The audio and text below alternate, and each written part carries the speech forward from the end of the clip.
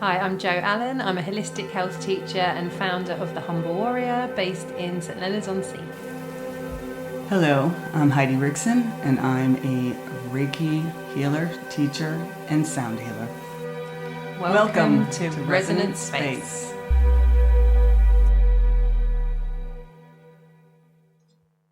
Hello and welcome to Resonant Space podcast.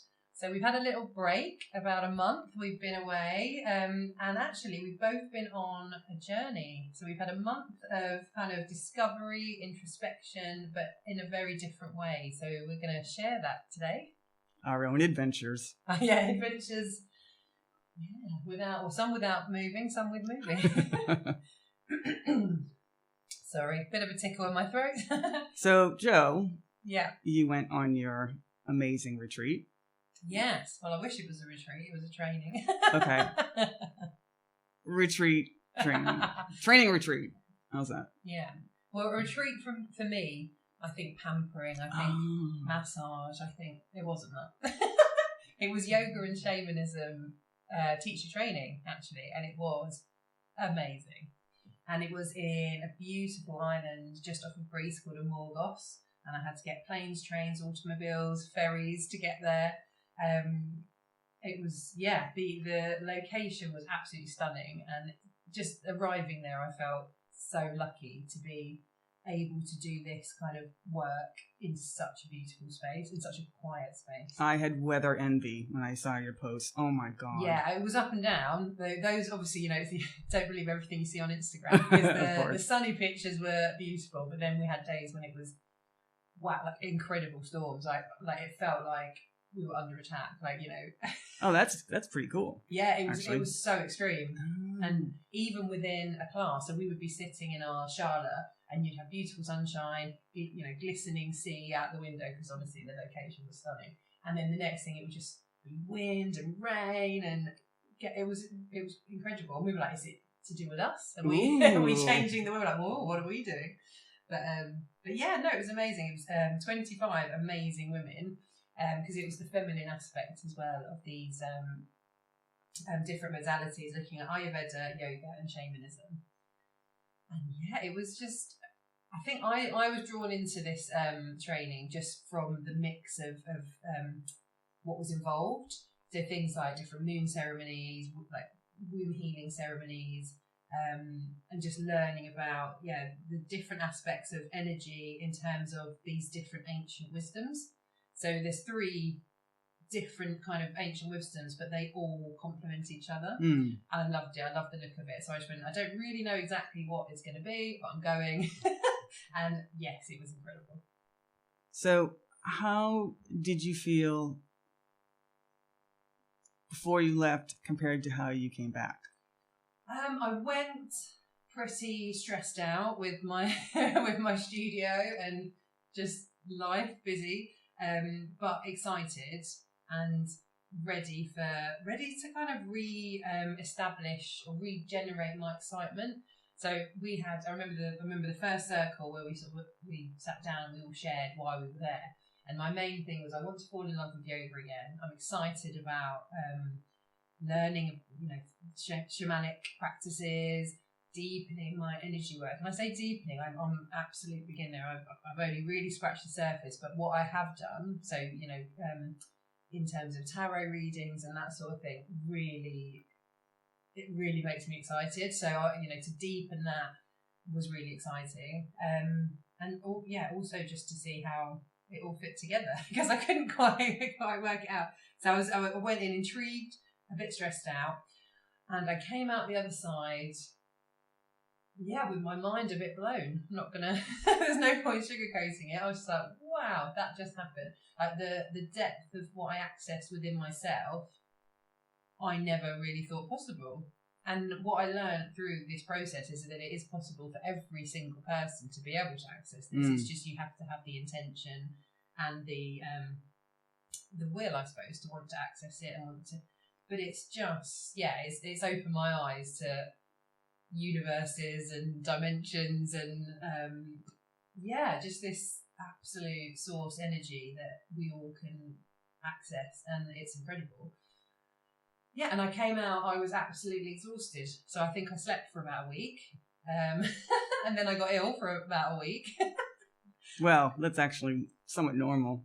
Yeah, I think for energy work like that. Yeah. Yeah, part of the process, because it was every single day for 3 weeks, non-stop. So yeah, it was a lot. I think for even kind of experienced people, I imagine that's a lot to do. So for some of us that were beginners, it was very exhausting. But yes, absolutely amazing. And I've already started to put into practice the more physical side of what I learned. Because that's already, I suppose, familiar to me, because I already teach yoga, but what I teach now is evolved and it's different. But the energy side, I want to get into it deeper, and I want to bring that into my practice. But I feel that, like I said, I've just scratched the surface really. But it's incredible. I was so excited for you when I found out that you were doing this, because I knew that this is something that you really wanted to explore. So in a way, you went away to journey within yourself. Yes, and that's all it is. All of it is just bringing you back to yourself and your own abilities and your own power. Let's use the word, because we all have this power that we can access if we want to. But the Ayurveda and the yoga side is, to distill it down, it's essentially getting your body, your vessel, ready to be a channel or be, a steward or a conduit, or whatever word resonates for this work. Because if you're worried about your body, if you're worried about ailments, it's to get rid of distractions essentially. So by balancing all the elements and the energies in your body, you're in a place where you can, really kind of do the work. Essentially, and I wouldn't call it work. I don't know a good word for it. Well, it is work. Yeah, it is energy work, I suppose. Yeah, just work feels like negative. It's a different work. Different interpretation. How about practice? Do the practice. Energy practice. Yes. Is that better? Yeah, maybe. But yeah, so I just but also my body absolutely gave up while I was there. I just had so many. My joints all went. I was physically exhausted, so that was really interesting as well, to keep the motivation going. And they did it so beautifully. They, if they saw we were all waning, they'd get us dancing and get the energy kind of really sort of moving, and we were all ended up singing and skipping around, and then suddenly we were ready again for energy work. But it was quite incredible. It was a roller coaster, let's put it that way. Roller coaster, energetically, physically, also emotionally, because some of the what I love about the kind of shamanic, I suppose theme to it, not theme, shamanic work. Let's say work again. Practice. Shamanic practice. Yes, my words are failing me today. Is that you really work with the shadows as well as the light, and so we did some very deep introspection and practices around that, which were very emotional, very draining. Like afterwards, a lot of us came out and we couldn't really speak to each other. It was very much, I need to be on my own, I need to process. So but bringing you towards the light, because without the shadow there is no light. It's all completely needed. But maybe in some practices we shy away from the more difficult shadow work, because we think we're a bit scared of it. We don't want to deal with these deeper emotions that might challenge us a bit more. But what I loved about that is we just did not have a choice. It was like, okay, today we were doing a death ceremony. Oh, okay. Well, we all had to experience our own deaths, which was really, really amazing. Sounds a bit terrifying. Well, yeah, but not. But actually, just uplifting, actually, because we wrote our own eulogies and had someone read them at our mock funerals. I don't know whether I should be sort of sharing all this. I'm sure it's fine. Interesting. But it was, and at that point we could talk to loved ones and say what we wanted to say. We could, access people from the other side, and it was liberating, because we're all going to die. And at the point that you realise that death isn't, I suppose, the end, it's just an exchange of energy. It's just a moving from one form to the other, and I don't know, it's not as terrifying. And if you kind of Yeah. I'm trying to think how I can put this into words, but if you live every day as if it's your last, because it could be, because we don't know when we're going to die unless we we have that vision and we've been told or whatever, but generally we don't know. So to live every day as if, it's quite magical, I think. Did you feel a specific shift in the way your energy felt internally? Was there a point where you said, I feel different? Or was it a gradual? I was quite surprised most of the time as to what I could actually do. When she said, right, do this, I thought, there's no way I can do that. But actually, once you just get into a level of acceptance and trust, you can do it all. There's no, the only times that I felt that I couldn't do anything was when I was doubting myself and when my mind got involved and when I was overthinking, analysing. So when I felt different, I think was when I just let it go and just let go of the voice. Because at the beginning, we all were asking lots of questions. It was like, how do I do this? Why? And it was just really funny. The lady who was teaching, we just sort of go, she was quite laughing at us quite a lot. She was like, just have to experience it. Why are all these questions?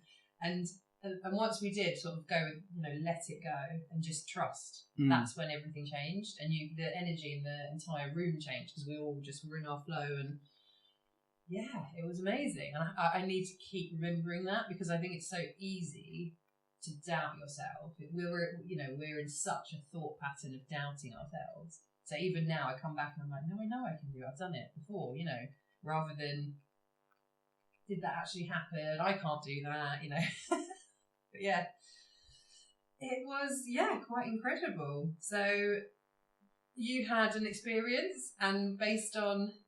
It was all your fault. It was all my fault, I love it. When you said that you were going away for a month to have your retreat training, I thought, ooh, that sounds really interesting.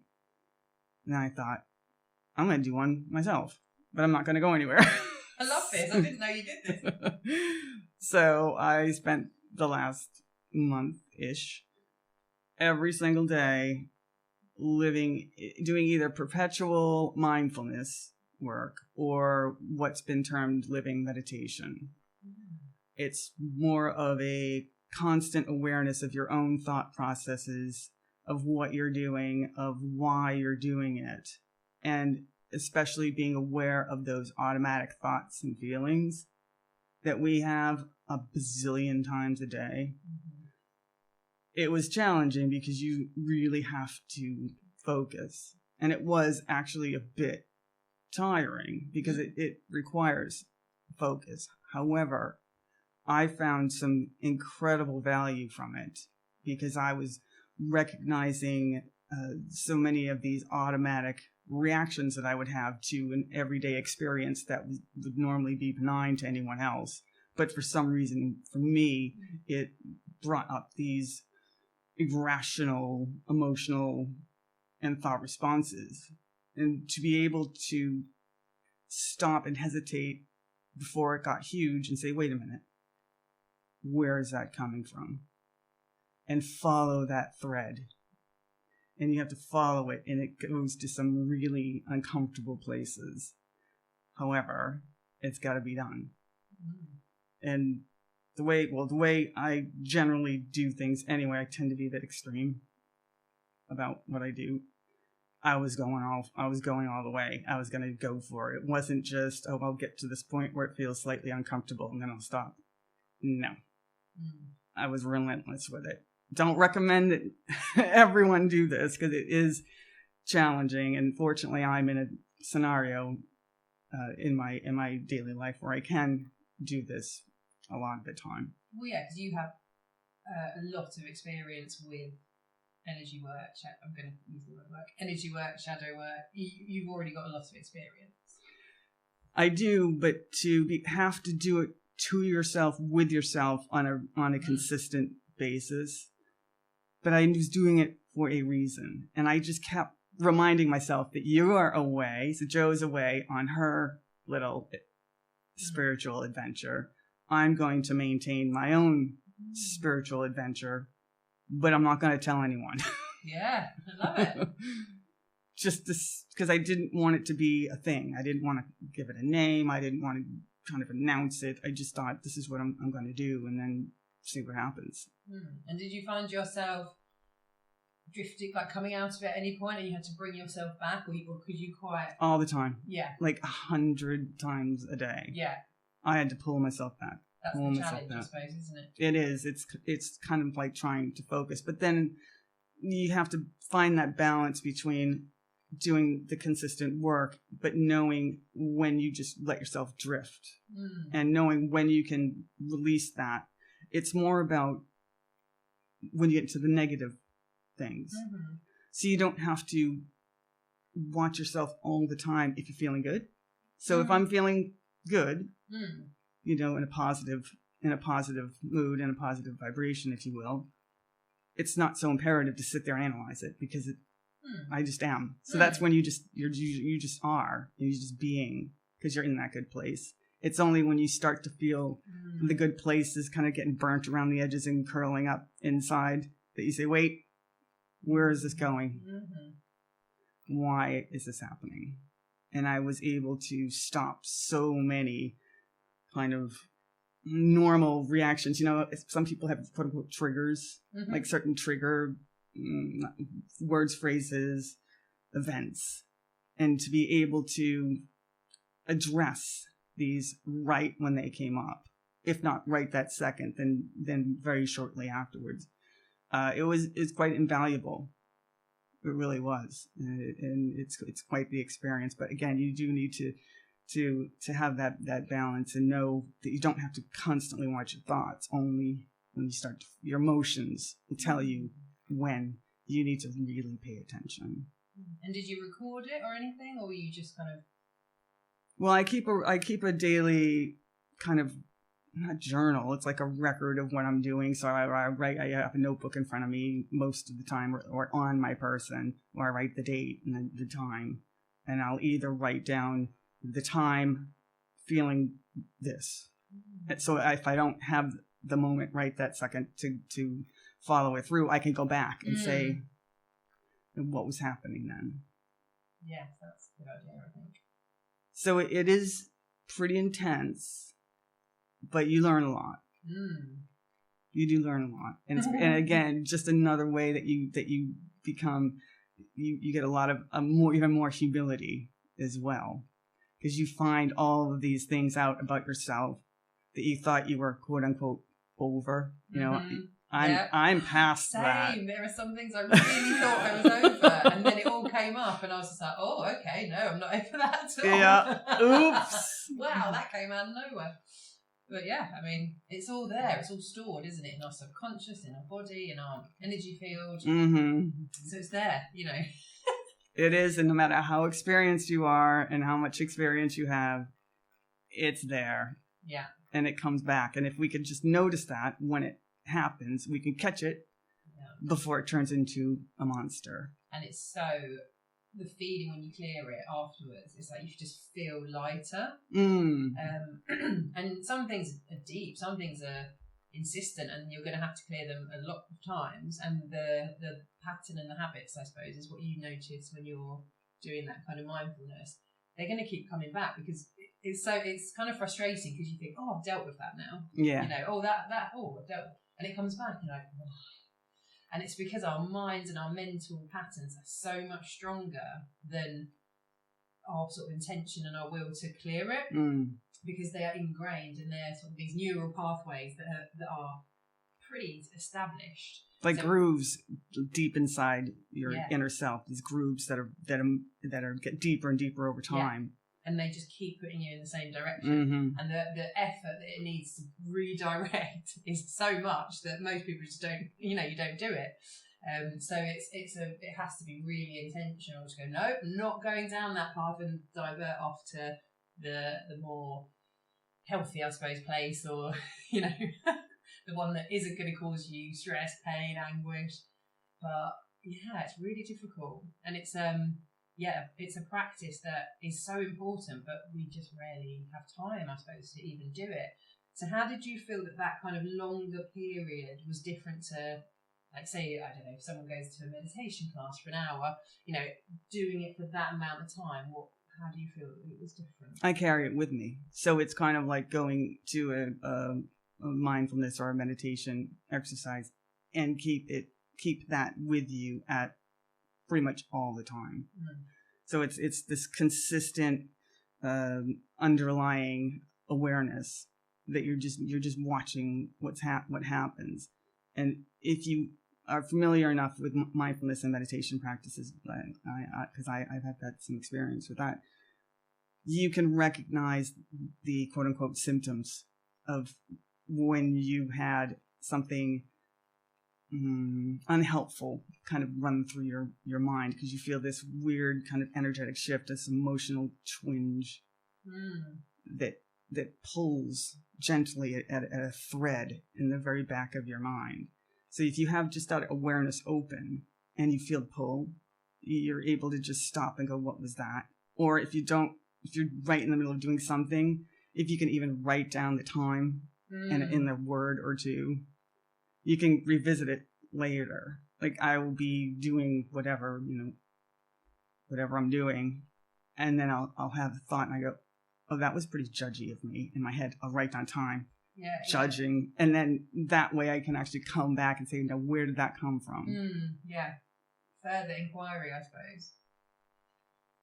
Yeah, because once you get to the root, it's easier to then disperse, I suppose, the way that you got there. It doesn't solve everything, though, because even if you say, oh, that's why I react this way, just having that knowledge is great.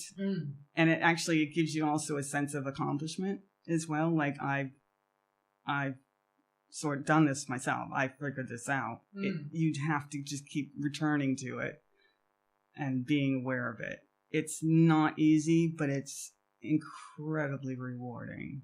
Yeah. And it's free. I know. But I'm thinking about the differences actually between your experience and my experience, because mine, it was very long, intensive days. It's kind of 6 a.m. to 6 p.m. non-stop. Wow. Everything, all the different aspects. So we were just processing and learning all the time.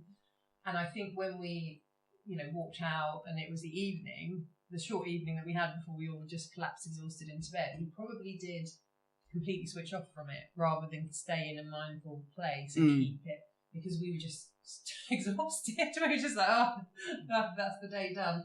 So there was, it was more sort of maybe dipping in and out of the states rather than staying in that, state of mindfulness. And I guess we were more anyway, because we were on a remote island. There was less distractions than normal. We all tried to stay off our phones as much as we could, but obviously some things have to be shared because they're so beautiful.